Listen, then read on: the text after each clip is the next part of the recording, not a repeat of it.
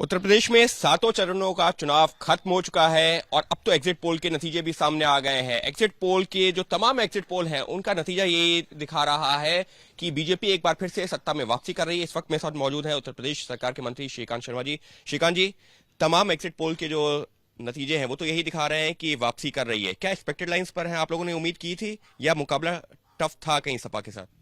देखिए, हम अपने काम के दम पर इस चुनावी बैतरणी में थे और हमने पूरे कैंपेन में बिजली, पानी, सड़क, स्वास्थ्य और शिक्षा और सुरक्षा, लोगों को सुविधाएं चाहिए और लोगों को सुरक्षा चाहिए। पुरानी सरकारों में ना तो सुविधाएं थी और ना ही सुरक्षा थी। तो हम अपने मुद्दों को लेकर जनता के बीच में गए और जनता ने हमको खूब आशीर्वाद दिया। उत्तर प्रदेश में 2017 से पहले कोई अगर एंटर करता था, प्रवेश करता था, तो टूटी हुई सड़कें और अंधेरा अगर आपको महसूस हो तो समझो उत्तर प्रदेश आ गया। इस तरह की छवि पूरे देश में उत्तर प्रदेश की थी। हमारी सरकार में उसको हमने बदला कि जहां रोशनी शुरू होती है, जहां अच्छी सड़कें शुरू होती हैं, समझ लो उत्तर प्रदेश आ गया। तो हमारे यहाँ कानून का राज हमने स्थापित किया।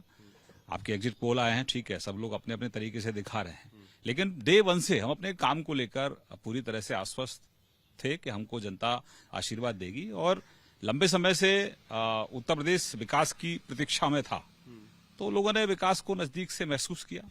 ये जो एग्जिट पोल आए हैं इसके बाद में एक चर्चा शुरू हो गई है कि क्या इस बार, जैसे हमने देखा कि 2017 में उज्ज्वला और शौचालय एक बहुत बड़ा मुद्दा था, तो क्या इस बार एक लाभार्थी वर्ग करके एक नया वोट ही तैयार हुआ बीजेपी के पक्ष में? देखिए, आप लोग अपने तरीके से कौन कौन मुद्दों को कहाँ कहाँ रखते हैं वो अलग विषय है, लेकिन हमने समग्र विकास पर यह चुनाव लड़ा है। जो आम जन की आवश्यकता है वो हमने पूरी की। देखें आप, 2014 से लेकर 22 तक जो गरीब कल्याण की योजना है वो गरीब के घर तक पहुंचे। इसके लिए हमारी केंद्र की और राज्य की सरकारें लगातार कंधे से कंधा मिलाकर काम करती रही और जो बुनियादी आवश्यकता है लोगों की वो लोगों के घर तक पहुंचे। तो ये समग्र विकास पर हम लोग काम करते हैं। सांस्कृतिक राष्ट्रवाद हमारा रहा है, तो इन मुद्दों को लेकर हम जनता के बीच में गए हैं। और अभी आपके जो एग्जिट पोल आ रहे हैं उनमें भी हम आगे दिख रहे हैं और हमारा जो अपना आकलन है हमारा 300 पार। लेकिन विपक्ष अभी भी इनको मान नहीं रहा। वो कह रहे हैं कि इससे पहले भी एग्जिट पोल के नतीजे भी गलत साबित हुए हैं और इस बार भी एग्जिट पोल भले ही कुछ भी कह रहा हो लेकिन नतीजे कुछ और आएंगे, जिसमें अखिलेश यादव की पार्टी के तमाम नेता हैं, विपक्षी और पार्टियों के नेता। अब कह सकते हैं आप, 10 तारीख तो अब आ ही रही है, आज 8 तारीख हो गई है, कल का दिन है, परसों फिर सबके सामने ईवीएम खोलेंगे तो और स्थिति स्पष्ट हो जाएगी।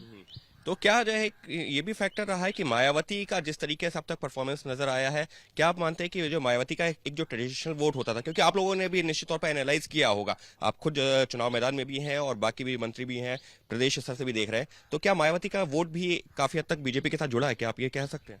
देखिए, हम अपनी नीतियों को लेकर जनता के बीच में थे।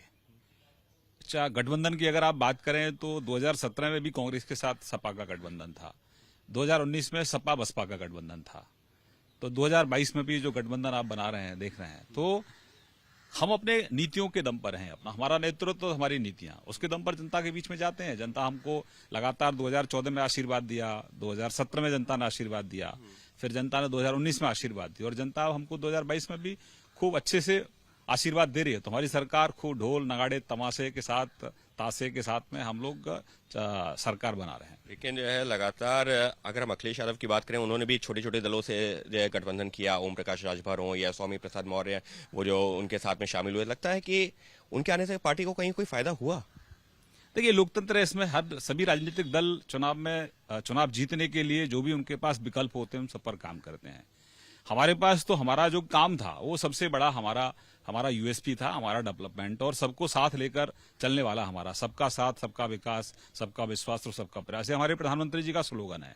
हमने अपने काम के दम पर इसको नीचे जमीन पर चरितार्थ किया और जनता ने उसको स्वीकार किया है। आने वाले समय 10 तारीख को आपको पूरी स्थिति स्पष्ट होगी। हम अपने काम के दम पर थे और हमको विश्वास है कि जनता ने हमको खूब अच्छे से आशीर्वाद दिया है और हम 300 के पार इस बार हम चुनाव में जाएंगे। बस एक आखिरी सवाल, क्योंकि आप जो मथुरा थे खुद भी उम्मीदवार भी हैं, जीत को लेकर पूरी तरह आश्वस्त, और पूरे मथुरा जिले समेत जो है पूरे प्रदेश में तो आप 300 का नारा दे रहे हैं, आपके जिले में और खुद आपकी सीट पे? निश्चित रूप से हमारे काम के दम पर हमको जनता ने आशीर्वाद दिया है। बाकी 10 तारीख को आंकड़े आपके सामने होंगे। 10 तारीख को आंकड़े सामने होंगे। जीत को लेकर के पूरी तरह आश्वासन श्रीकांत शर्मा का यही कहना है कि केंद्र और राज्य सरकार की जो योजनाएं थे उस पर जनता ने भरोसा जताया है और उसी के आधार पर ये जो अभी ट्रेंड आने शुरू हुए हैं एग्जिट पोल के, वो उसी ओर इशारा भी कर रहे हैं और 300 पार का नारा अभी भी दे रहे हैं बीजेपी के तमाम नेता, जिसमें शामिल है उत्तर प्रदेश सरकार में मंत्री श्रीकांत शर्मा भी। पंजाब ते पंजाबीयत दा परछावा, पंजाबी साडियां बावां, ABP साझा।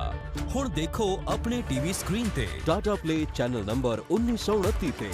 ABP साझा देखण लई अपने केबल ऑपरेटर नु अज ही संपर्क करो। ABP साझा, जोश, जज्बा, जुनून।